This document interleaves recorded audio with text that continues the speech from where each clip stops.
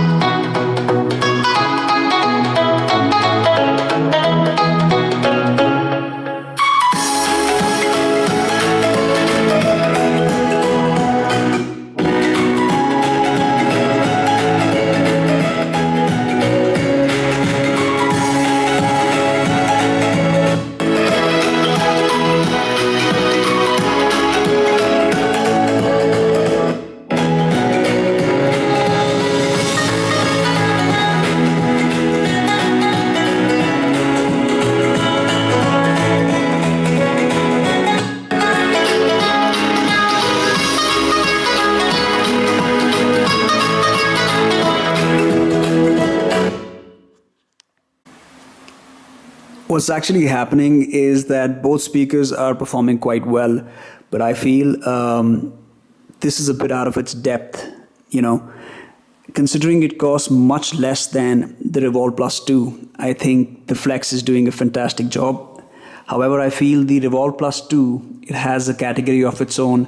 It's able to cover those ranges very easily, whereas this is really straining.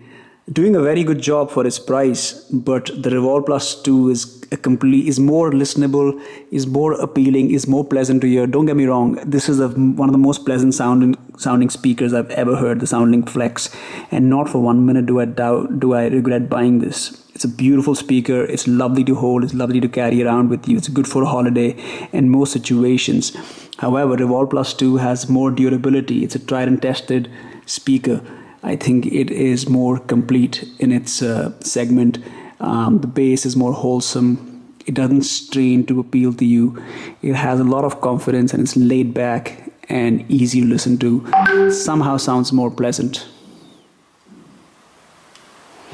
Thank you for watching, guys.